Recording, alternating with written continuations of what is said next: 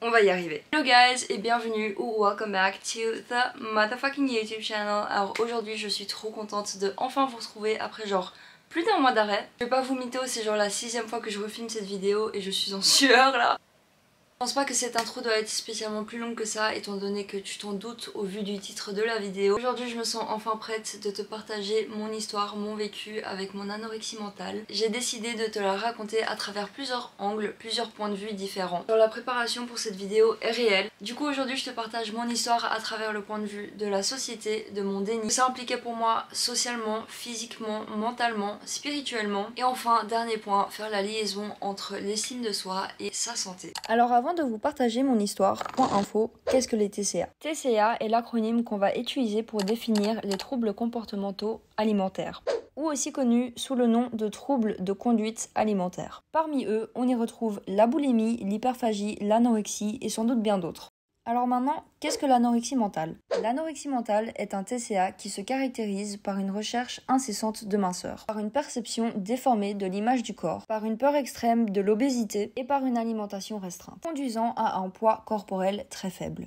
Nous distinguons deux types d'anorexie, dont une restrictive et une avec hyperphagie / crise de boulimie. En ce qui concerne les symptômes de l'anorexie mentale, de manière générale, nous retrouvons la perte de poids, l'absence des règles, généralement depuis au moins 3 mois. Donc à noter que c'est différent que d'avoir un cycle non régulier. À ce moment-là, nous appelons aussi l'absence de règles aménorrhée, le contrôle obsessionnel de l'image corporelle, des changements de comportement lors des repas, une hyperactivité physique ou et des comportements purgatifs, le retrait de la vie sociale, des pensées envahies par la nourriture et le corps qui s'abîme. Voici d'autres symptômes que j'ai trouvés moins connus, moins mis en avant. Un refus de manger devant les gens, avoir le teint plus pâle, plus jaunâtre, une extrême sensibilité au froid, couper ses aliments en petits morceaux, les arranger dans son assiette au lieu de manger, une perte de force musculaire, c'est assez connu en vrai, ainsi que la perte de cheveux. On visualise souvent la personne anorexique avec un corps squelettique et inversement la personne atteinte de boulimie en surpoids. Cela dit, cela reste quelque chose de mental et donc n'a rien à voir avec comment ton corps se présente au final. Exemple, ton anorexie mentale peut très bien passer inaperçue dépendant de la fréquence et de l'intensité de tes crises.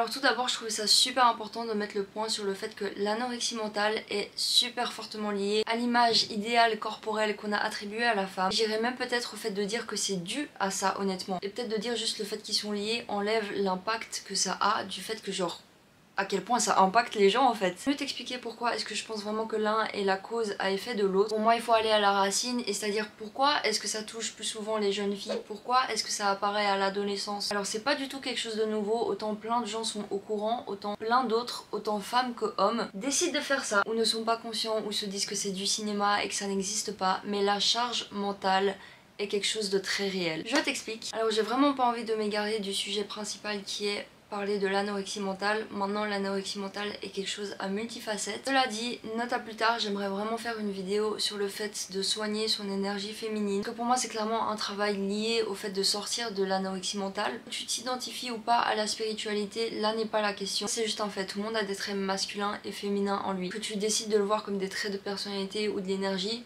on s'en fiche. Ça ne changera pas cette réalité-là. Revenons à la charge mentale, qu'est-ce que je voulais dire par là? Il y a une partie de moi, j'ai envie de dire oui les filles, on est tous au courant, mais il y a une autre partie de moi qui est très consciente et qui sait que ce n'est pas le cas. Et ça c'est un grand malheureusement, et un grand malheureusement qui m'attriste, mais pas d'un point de vue ah ouais c'est la honte, mais d'un point de vue ça m'attriste, mais j'ai énormément de compassion. Parce qu'au delà du fait qu'il y a des gens qui veulent pas juste reconnaître le fait que oui, en tant que femme, on a une énorme charge mentale. Ça, honnêtement, autant femme que homme, il y a des gens qui savent même pas ce que c'est. Qu'est-ce que je souligne dans la charge mentale féminine concrètement? Toute cette programmation très subtile, tous ces discours, tous ces apprentissages. Sois comme ceci, mais pas trop comme cela. Réussis, fais bien les choses, mais pas trop, parce que sinon ça plaît pas. Sois mince, mais aie des formes, sinon c'est moche. Tu ressembles à une planche. Sois sportive, mais pas trop, parce qu'une femme qui a des bras, c'est pas féminin, c'est pas beau. Nourris-toi, sinon bah t'es anorexique, mais mange pas trop parce que sinon t'es boulimique. Ne sois pas conne, sinon tu ne plairas à personne. Mais en attendant, ne sois pas trop intelligente parce que sinon ça challengera l'ego des gens, cache l'ego masculin. Et ça ne plaît pas. Allô? Renvoie vraiment ce truc qu'une fille doit être utile et qu'une fille ne peut pas tout être. Et ce qui fait que quand une fille aspire à tout être, puisqu'elle a le droit, c'est-à-dire qu'elle a de l'estime d'elle, donc du coup elle va émettre cette confiance en elle, qu'elle est intelligente, qu'elle a de l'ambition, la réponse naturelle devrait être waouh, elle dead ça, bad bitch. Malheureusement non, en termes de la masse, la popularité, la réponse face à une meuf qui date ça le 3/4 du temps, c'est au-delà du fait que c'est péjoratif, c'est dénigrant face aux femmes et c'est dénigrant face au travail de la personne juste dû à son sexe. Est-ce que vous vous rendez compte? Et là je souligne tous les commentaires du style non mais c'est l'argent de papa et maman de toute façon. De toute façon c'est tout ce qu'elle a dû passer sous la table pour ça, enfin genre. Mais là vraiment je vous regarde droit dans les yeux, la honte. À quelle heure?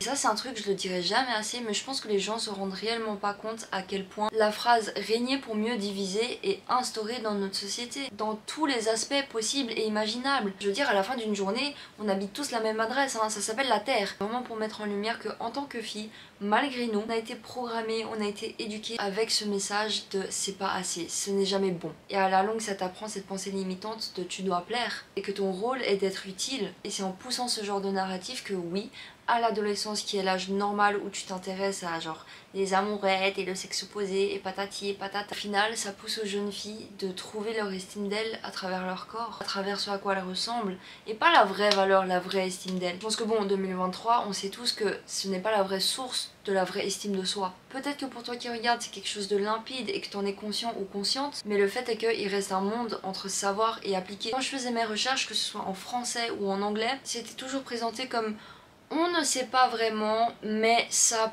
pourrait fortement être lié à tout ce qui est sociétal et l'image corporelle. Pour moi c'est quand même dit, mais quand même mis sous le tapis, genre en mode c'est pas vraiment assumé. Et pour moi tout ce que je viens d'évoquer dans ce chapitre-ci de la société, c'est écrit noir sur blanc, enfin faut pas chercher de midi à 14h. On sait, mais on n'a pas envie d'ouvrir les yeux dessus parce que c'est tout un autre débat. Je sais pas si je vais poster ça, je sais pas si mon écho il va faire en mode ah non mais j'ai la flemme de prendre ma caméra. Mais c'est plus pour update par rapport à ma nutrition et tout. Genre maintenant que j'ai eu la claque mentale, je sais que je dois faire le travail et tout hein. Mais genre là, je suis en train de fumer et donc du coup c'est ce qui me fait manger, mais je mange de la merde. Et quand je raconte c'est de la merde, genre je suis très robotique comme ça, en mode ce qu'il faut, ce qu'il faut pas. Je pense vraiment pas mettre ça, mais voilà. Maintenant pour rentrer dans mon histoire personnelle, je vais commencer par mon déni, parce que ça commence toujours par là. D'abord faut comprendre que mon anorexie mentale ne s'est pas manifestée du jour au lendemain. C'est pas le scénario « Oh je me réveille, oh j'ai des problèmes ». Non. Mon anorexie mentale s'est clairement manifestée de manière graduelle, donc petit à petit, à travers des expériences de vie, à travers des relations. Attention à noter, à aucun moment je me dis que ces relations-là sont coupables de mon anorexie mentale. Pas du tout. Elle s'est réveillée avec plusieurs choses qui m'ont trigger. La vraie raison, la vraie racine, le vrai pourquoi du comment n'a jamais été quelque chose d'extérieur. Pour vous situer sur une ligne du temps, j'ai commencé à avoir de l'anorexie mentale à 15 ans. J'ai sorti la première fois de mon déni à 18 ans. Et le fait de complètement enlever toutes mes œillères face à ce problème date à peu près d'il y a un peu moins de 6 mois maintenant. Donc c'est vraiment très récent. À mes 15 ans pour moi, alors oui c'est du déni, mais c'est même pas du déni volontaire tu vois. Je n'étais juste pas consciente, je savais même pas ce que c'était les TCA. Et pour vous dire, c'est il y a genre 4 mois que j'ai fait connaissance du terme anorexie mentale, je ne savais pas ce que c'était. Du coup aujourd'hui nous sommes le 9 janvier et je reviens du café parce que j'étais en train de rechercher pour justement cette vidéo. Et je connaissais pas du tout, mais je suis tombée sur l'anorexie mentale et ça me décrit plutôt pas mal. Et ben après avoir lu, je suis là en mode non Lynn, frère, c'est pas possible, tu dois te nourrir. Mais genre honnêtement, je n'ai... C'est pas que j'ai pas faim, mais genre j'ai envie de skip cette étape, je me laisse distraire par plein d'autres trucs. Je suis en mode genre c'est pas très important, alors que si... Ouais. Bien évidemment, entre mes 15 et 18, j'ai eu des moments où je me suis dit c'est peut-être pas sain. Il y a peut-être un problème. Cash, au final, je m'en foutais. Parce que j'ignorais vraiment la gravité de la situation et il y avait aussi un manque de savoir de ma part, un manque de conscience sur ce que c'est vraiment. Et ma période de déni a vraiment duré longtemps parce qu'il y avait vraiment ce refus du fait que ça me touche, que ça m'affecte, parce que je me sentais pas légitime au fond. Et c'était un peu une boucle vicieuse en fait. Je me disais, je suis consciente du poids de la société. J'ai le seum et je dois arrêter de me mentir à la gueule. Genre, tu vois, même si je sais que l'idéal d'un corps féminin c'est de la merde et on s'en bat les couilles et tout ça, tu vois. Mais quand même j'ai été matrixée par ça, hein, genre en mode... Parce que tu vois sur les réseaux et tout... Partout, même dans les magazines... Ouais voilà c'est ça. Mais vu que moi dans ma tête je sais que c'est de la merde, je pensais jamais que ça m'affectait, tu vois. J'étais en mode genre, bah non je sais que c'est de la merde et tout. C'est dans mon subconscient, tu vois. Genre dans mon conscient il n'y a pas de souci, mais vraiment dans mon subconscient des fois genre il y a des choses qui remonte. C'est pour ça alors. Ouais, d'où le rappel au début de genre savoir et appliquer c'est vraiment différent. Puis j'avais honte aussi puisque au début mon anorexie était purement restrictive et c'est un peu plus tard vers mes 17 où l'hyperphagie est venue se mélanger à tout ça. Autrement dit le fait d'avoir des crises de bouffe. C'est un truc que j'accepte pas encore que ça m'arrive, mais des fois j'ai des épisodes comme ça où je m'enferme et je bouffe et je bouffe et je bouffe. Les émotions, je trouve du réconfort dans la nourriture. Ça m'arrive pas à H24, mais quand ça m'arrive, c'est beaucoup. C'est beaucoup. Et j'ai jamais ces épisodes sobres. Ça m'arrive toujours quand j'ai un peu fumé. Enfin, pas quand j'ai un peu fumé, en fait. Quand je fume juste toute la putain de journée, je m'enferme. J'ai de la rancœur. J'ai de la rancœur envers moi. Genre là, je me suis levée du coup de juste quasi 48 heures où je bouger seulement de mon lit pour me nourrir de manière pas saine ou juste fumer. Et faut savoir qu'avant j'utilisais genre j'arrive même pas à regarder la caméra dans le putain d'objectif dans l'œil genre. Et ouais, faut savoir qu'avant j'utilisais la substance pour aussi juste genre provoquer ma faim et bah ça fonctionnait mais ça provoquait plus genre une fonce dalle, sauf si j'avais déjà préparé mon plat. Mais maintenant je déteste fumer avec les gens, genre en mode vu que je fumais genre beaucoup avec mon ancienne sphère, on va dire ça comme ça. Ça n'a pas toujours été simple de manger pour moi devant les gens parce que on m'a tellement jugé et pointé du doigt pour genre juste le fait de manger en vrai. Et je sais, je dois lâcher prise de genre cette rancœur, ce mécanisme que genre j'ai. Et là, cet instant, j'avoue, je me sens juste dégueulasse, genre en mode... Ce matin, quand j'ai ouvert les yeux, j'ai essayé de me dire... Lynn, aujourd'hui est un nouveau jour, et je suis vraiment désolée à mon corps et tout, mais... Et je sais que c'est comme ça qu'il faut prendre cette bataille, parce que c'est vrai, c'est un putain de jour à la fois. Là, je sens aujourd'hui les conséquences dans mon corps. De juste genre, par exemple, avoir hier maltraité, de juste genre... J'arrive pas à regarder la caméra et je me sens juste débile. Mais c'est comme ça que je me sens en ce moment. Et j'essaie d'apprendre que c'est ok, mais que c'est plus ok de me laisser vivre comme ça. Je vais essayer de prendre une douche et de genre...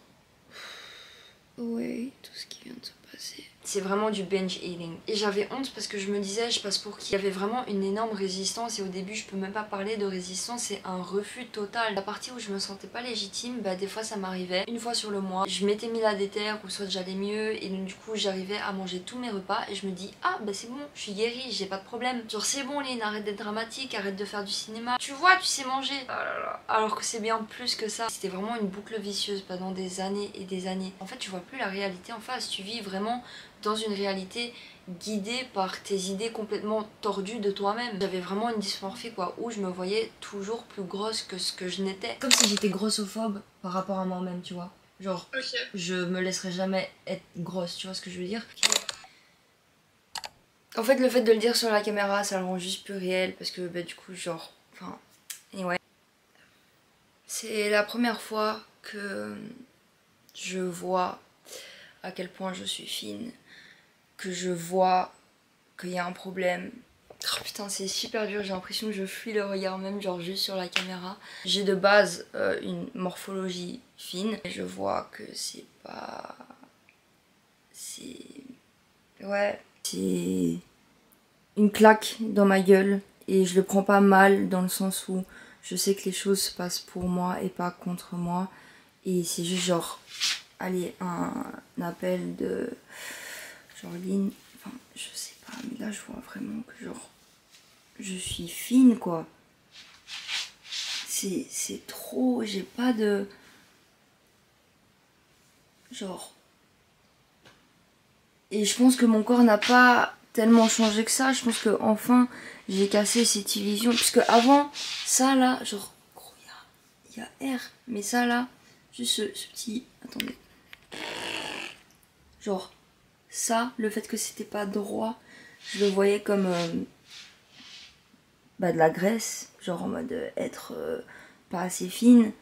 Mais Lynn, t'es genre, am I fucking... Encore ça se voit pas trop parce que j'ai un pantalon large. Mais ouais, je pense que c'est ça le pire pour moi, c'est de réaliser que là je sais que je suis plus fine que d'habitude parce que vraiment ces derniers jours, voilà. Juste si je suis pas avec quelqu'un, je me nourris pas, j'ai du mal. Hier midi, c'était mon premier repas que j'ai mangé toute seule depuis une semaine et demie. Comment est-ce que j'ai pu croire à un moment que dans ce corps j'étais grosse? Là je vois vraiment, c'est même pas beau, c'est même pas...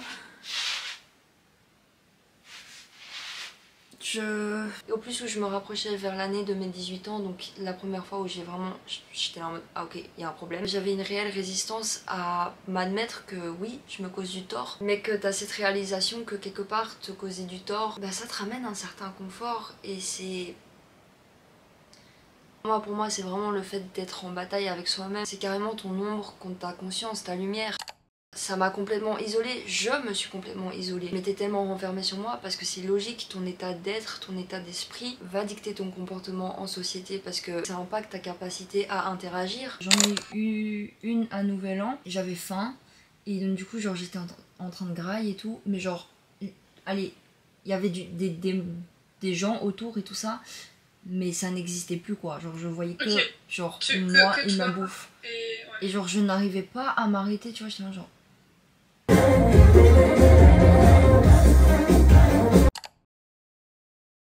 coup là c'est la soirée de Nouvel An et je sais je suis pétée mais en même temps je sais ce qui m'arrive et genre je suis trop dans...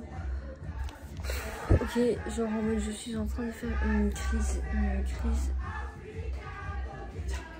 J'essaie d'expliquer que je suis en train de faire une crise et genre en mode... Enfin j'essaie de le documenter. Même si j'entendais ce que tu me disais du genre ouais Lynn c'est un problème, je suis en train de parler et tout ça, tout le temps j'étais en mode... Bon là on est en soirée de Nouvel An, donc vraiment genre faut pas se prendre la tête. Enfin... Okay. C'est pour ça que souvent l'anorexie mentale est accompagnée d'une dépression. Et ça si tu suis mon contenu depuis un peu de temps, et bah tu sais que genre j'étais vraiment en dépression sévère parce que j'avais vraiment un mal-être profond tu vois. Et vu que c'est quelque chose qui m'a mis extrêmement de temps à déjà accepter de moi-même envers moi-même et qu'en plus de ça j'en avais honte, bah j'en parlais pas aux gens. Donc du coup les gens autour de moi n'étaient pas au courant. Surtout que si tu m'évoquais le fait qu'il y avait peut-être un problème, clairement j'allais me renfermer sur moi. Limite je sortais les crocs, j'étais en mode genre mais non. Parce que aussi quand t'es dans le déni, t'as l'impression d'avoir le contrôle. Vu que tu vis à travers une fausse réalité, bah dans cette fausse réalité toi tout va bien, t'as le contrôle. Moi dans mon cas personne n'a vraiment perçu. En attendant ça servait à rien de m'en parler parce que je continuais à vivre ma vie comme si ça n'existait pas. Et le fait que ce soit aussi isolateur pour moi ça souligne aussi le fait à quel point de c'est tabou. Et ça impacte vraiment ta vie sociale en fait parce que vu que je le disais à personne, ça a fait qu'il y avait plein de choses qui m'affectaient, qui m'ont tic tu vois, qui m'ont trigger de manière assez genre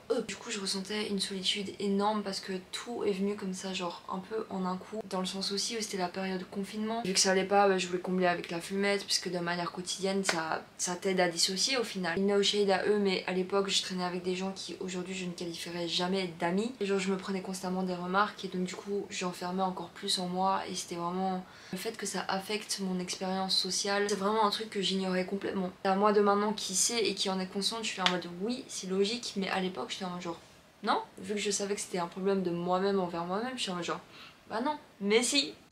C'est le chapitre où je suis sortie de mon déni pour la première fois à mes 18 ans. Ça s'est pas du tout passé de manière glorieuse. Maintenant, je sais que c'était là pour moi. Physiquement, en fait, tu te sens faible, mais comme si c'était de manière constante. Je me sentais faible, je me sentais fatiguée. En plus, je suis quelqu'un depuis assez jeune, j'ai de l'anémie qui provoque des chutes de tension. Aussi, j'avais un refus de le dire à mes proches et de demander de l'aide. C'est vraiment dur pour moi de prendre la caméra et de filmer ce moment puisque je parle pas de ce genre de choses d'habitude. J'ai l'impression que je suis du cirque, des choses. Là j'ai des pins and needles, genre les picotements là dans mes jambes et voilà, je suis bloquée, je peux pas bouger. Je filme ce moment puisque genre je pense que c'est dû au fait que je me nourris pas, des trucs comme ça. Genre littéralement je peux pas bouger, ça me fait trop mal. Genre j'essaye de réveiller ma jambe mais genre c'est comme si j'étais paralysée. Oh putain. Depuis que je suis jeune, j'ai toujours eu des problèmes de sommeil et mon manque de sommeil mélangé avec mon déni a fait que je m'obligeais quelque part à vivre ma vie comme si j'avais eu une nuit réparatrice, comme si j'avais aucun problème à me nourrir, comme si tout allait bien encore une fois, sauf que ce n'est pas le cas. Et à la longue, ce n'est juste pas tenable. Mon corps m'envoyait constamment les signaux, mais je voulais pas écouter. Honnêtement, à des moments, j'ai cru que c'était la fin. Je me poussais à des extrêmes, mais au point d'atteindre l'insuffisance cardiaque, genre ça ne va pas. J'avais aucune énergie, mais je continuais à prendre mon corps pour acquis en fait. Me dire, mais tu vas aller là-bas, tu vas faire ci, tu vas faire cela, tu vas faire chic, tu vas faire tcha. Le fait d'être en hyperactivité sportive, c'est pas juste tu vas pousser 2-3 heures à la salle, tu vois. Ça peut tout simplement être de la marche obsessive aussi, tu vois. Et moi, c'était un peu ça en fait. J'étais en genre mouvement constant. J'avais vraiment ce truc de la cadence ligne, on y va, on y va. Je faisais beaucoup de chutes et au plus où je perdais du poids, je perdais pas seulement du poids, je perdais aussi de la masse musculaire. Ce qui faisait que quand j'avais mes chutes de tension ou même juste des chute de perspective, genre t'as l'impression d'avoir le vertige comme ça. Et des fois j'en tombais, et ben tu te fais mal beaucoup plus facilement. À la longue, ton véhicule, ton corps ne peut plus supporter ton être en fait. J'étais là, je le maltraitais tellement que... Et là, on arrive à l'année de mes 18 ans. Et la première fois que j'ai vraiment enlevé une bonne couche de déni pour la première fois, c'était un soir et j'étais avec mon groupe de potes et mon meilleur ami et moi on revenait de Malte et juste j'étais crevée. On avait voyagé toute la journée puis j'avais pas beaucoup mangé et on a été chez nos potes de l'époque et j'avais faim bien évidemment mais j'osais pas manger devant eux. Bref, je dois monter des escaliers en colimaçon parce que les chambres étaient à un niveau au-dessus. En fait je tombe, mais je tombe genre pas en arrière dans les escaliers, je tombe à un tournant dans le vide. Et je me suis pas réveillée en fait. Pendant quand même plus de 20 minutes, j'étais juste inconsciente. Et l'expérience a été un cadeau, comme genre le pire truc que ma version de moi à 18 ans a pu vivre. Ça a fait remonter plein d'autres questionnements et d'autres choses pour moi. Mais voilà, c'était juste pour dire que physiquement, mon corps ne suivait plus. J'étais tellement dans ma résistance, dans mon déni, dans une autre réalité, que c'était un peu la seule manière de me faire réveiller sur le fait que oh, là, il y a un vrai problème, ça ne va pas. Mentalement, en fait, c'est ton propre bourreau. Et ça, comme dans tout, honnêtement. Il y a une part de... Enfin, je trouve, hein, je suis ma toi de nouveau, mais il y a une part où t'es dur. Parce que genre, j'ai l'impression que dans ton overthinking par rapport à tout ça, tu vois, parce que j'ai vu ton blog et genre, en fait, j'ai mis une petite séance de overthinking. Et genre, en mode... Allez, t'as toutes les réponses, tu me les donnes à moi, tu vois. Dans le sens où genre... En mode, Mais pourquoi je les applique pas alors? Je sais quoi. Mais ouais, je faisais preuve d'une telle rigidité qui allait main en main en fait avec mon perfectionnisme maladif. Maladif parce que tu t'empêches de vivre en fait, tu cherches tellement la perfection. Parce qu'en dessous de ça, faut arrêter de se mentir, tu veux tellement être accepté, tellement être aimé. Genre c'est ok quand c'est les autres mais c'est pas ok quand c'est moi. Et je pensais pas que ça me touchait autant. Et je suis pas parfaite. Et je sais, genre ça n'existe pas. De moi envers moi toute seule. Parce que je passe beaucoup de temps genre bah, toute seule, du coup genre je m'en bats les couilles, je m'en fous. Mais dès qu'il y a quelqu'un d'autre qui me voit, bah non. Parce que j'ai encore ce truc de genre, j'ai pas droit à l'erreur en face de l'autre. Parce que genre, moi je te considère comme quelqu'un d'extrêmement juste, de pondéré, qui genre en mode... voilà, quand elle fait des erreurs, elle le reconnaît, qui genre en mode va prendre des précautions avant de porter un jugement, tu vois toutes ces choses-là. Et genre en mode, moi je vais faire une erreur, tu vas jamais me juger. Pourquoi est-ce que l'autre irait te juger? Ça m'a peur de l'abandon. C'est genre, si je suis pas parfaite, bah on va partir, tu vois. Et je sais, c'est de la merde. Genre je sais même à la voix haute, je suis là en mode ta gueule, c'est faux. Mais c'est... Ouais, c'est genre... c'est... Même si je sais pas les raisons, mais c'est entre guillemets comment j'ai commencé ma vie, tu vois. Du coup, je suis un peu là, genre... C'est ma peur ultime. Mais c'est quand même parce que l'époque où j'avais l'image de toi parfaite, donc avant qu'on se connaisse, on va dire un peu genre... Avant la troisième, et genre même après qu'on était un peu potes et tout ça, genre voilà, je trouvais boring as fuck. Yes. Et c'est quand genre en mode... Je t'ai connu toi, elle me voilà, elle est déjantée, je vais dire qui pleure, qui s'énerve, qui claque des portes, qui se trompe, qui a des mal à trouver ses mots. C'est elle qui genre. C'est elle qui genre. C'est à elle qu'on s'attache, parce que elle c'est un humain.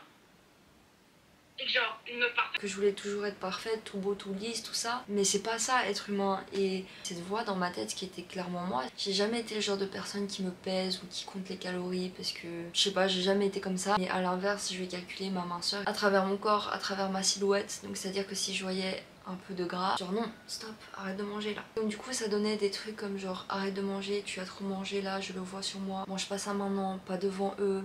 Des fois, quoi, si tu prends une bouchée de ça, tu vas passer pour qui? Parce que honnêtement, je crois pas aux maladies, je pense que tout est une extension de soi. Et je sais que c'est quelque chose qui froisse beaucoup les gens. Je développerai plus dans mes 2 derniers points, mais c'est vraiment, en fait, il est là le piège, c'est que à la longue, t'as l'impression que cette voix qui reste toi, au final, c'est ta part d'ombre. À la longue, t'as l'impression que ça forme un avec ta personnalité et que tu peux pas t'en détacher et que t'es juste comme ça, que c'est une fatalité un peu. Et d'un autre côté, si t'as conscience de cette voix et tout, t'as l'impression d'avoir le contrôle. T'as l'impression de voir la réalité, de voir la situation, alors que pas du tout. Pour moi, c'était clairement un moyen de m'effacer. De manière assez générale, j'ai toujours eu un peu du mal avec la vie sur la Terre. Oui, c'est s'effacer, et donc du coup, pour moi, c'était une manière de me mettre en astral, un peu en H24. C'est de la dissociation, très clairement, t'as juste plus envie d'être là. C'est pas un peu, c'est carrément ça, c'est... Tu te laisses pourrir en fait, tu te laisses... c'est se donner la mort lentement et sûrement, et c'est...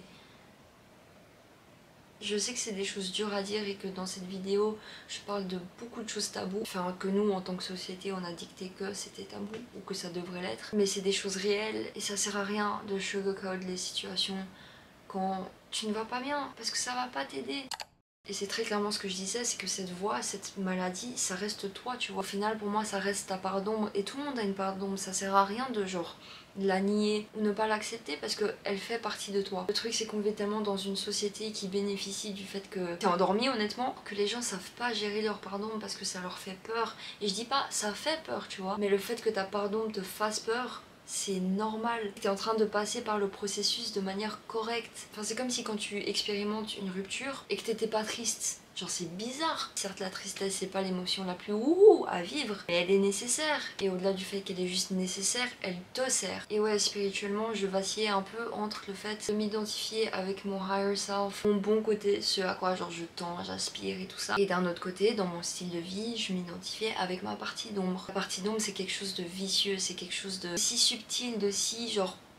ça peut vraiment passer inaperçu. Et c'est là où je pense que les gens mélangent leur personnalité avec leur partie d'ombre. Ou tout simplement, même avant de parler de personnalité, leur vraie personne, leur vrai être. Voilà, je pense que j'ai un peu dessiné la couleur de ma conclusion tout au long de la vidéo. Du coup, encore une fois, je crois réellement pas aux maladies parce que je pense que tout est extension de toi. C'est une des 12 lois universelles. La loi de correspondance, c'est-à-dire ton monde intérieur reflète ton monde extérieur et vice versa. Et attention, puisque là je vais dire vrai truc. Et donc du coup, si ton corps, tes pensées, c'est le pont entre ces deux mondes, bah tout provient de toi. Mais c'est une réalité pas facile. Personne n'a dit que c'était facile. C'est pour ça que je lis l'estime de soi, la vraie estime de soi. Donc pas la calculer à travers de l'argent, ni un diplôme, ni un statut, peu importe. Non, la vraie estime de soi, c'est de se dire, même si j'ai rien, j'ai de la valeur. J'ai le droit d'être ici, de vivre ma vie. Et effectivement, c'est le chemin de toute une vie, tu vois. Mais je pense que quand on parle d'anorexie mentale, des choses comme ça, et même des maladies de manière générale, on oublie ce point où nous personnellement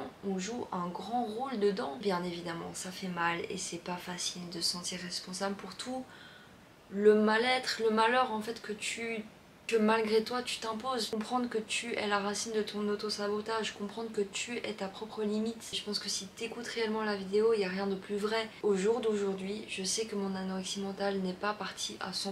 Des fois j'aperçois encore ma partie d'ombre qui me dit non, mais j'ai accueilli cette part d'ombre, j'ai travaillé avec elle. Du coup maintenant je sais que quand ça arrive, j'ai confiance en mon être conscient, en ma partie de lumière, en mon vrai self en fait. Je nique en fait, j'ai le droit de manger, j'ai le droit de me nourrir et ça n'enlève pas à ma valeur. L'autre jour j'étais posée avec ma meilleure amie et son pote et il y avait des chips. Avant j'aurais jamais mangé. Là je l'ai pris comme un petit win parce que même si ça m'a pris genre 15 minutes avant de ouvrir le truc et d'être là en mode ok oui je mange devant vous et tout, alors que c'était safe place hein. J'ai quand même mangé des chips, je me suis quand même donné cette autorisation de oui, j'ai le droit, c'est ok. C'est là où je rentre dans mon dernier point, c'est que c'est un jour à la fois. Il y a un nombre de pourcentage de gens, je mettrai ici sur l'écran, ça se guérit en 5 ans. 5 ans de manière dézoomée, c'est rien sur une vie, mais pour du un jour à la fois, oui, c'est long. Et voilà, là où j'en suis aujourd'hui, c'est j'accepte complètement que genre, ça va pas toujours être constant et pas toujours être comme ça va des fois fluctuer et être comme ça et...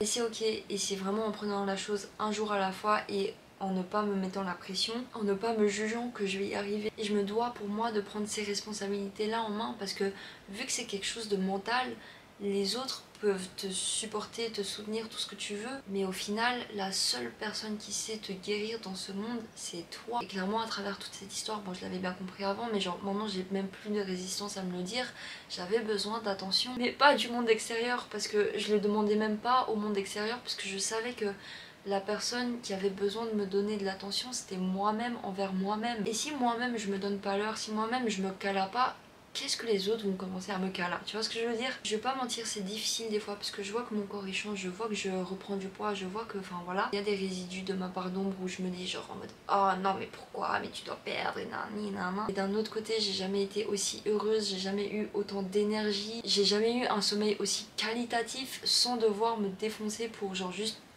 par facilité. Et ça c'est réellement dû au fait que j'ai fait un vrai travail d'estime de moi, un vrai travail d'acceptance, mais pas sur la surface, genre non, j'étais en profondeur, j'ai accepté mes émotions et je les ai laissées parcourir mon corps, j'ai été à travers. Et ça dans la vie de manière générale, il s'agit pas d'aller à côté ou au-dessus, non, la seule manière c'est de passer à travers. Je sais que cette vidéo va déjà être super longue et de toute façon elle touche à sa fin, je pense que j'ai tout couvert là. Merci de m'avoir écouté, merci d'avoir resté jusqu'à la fin, merci de m'avoir accordé ce temps pour m'exprimer puisque au-delà du fait que je sais que ça va servir, moi ça me fait un bien fou. Ça me permet à moi de légitimiser mon expérience et de me dire que non, c'était pas du faux et non, je peux être fière de moi, j'ai fait le taf. C'est pas fini mais je sais que la base elle est faite et elle est là et je pourrais pas être plus genre fière et heureuse de moi honnêtement. Je comprends que t'aies pas spécialement envie de commenter mais donc du coup n'hésitez pas à me contacter sur Insta pour me donner un vrai retour, moi ça me ferait tellement plaisir. Et au-delà de ça, ça m'intéresse réellement parce que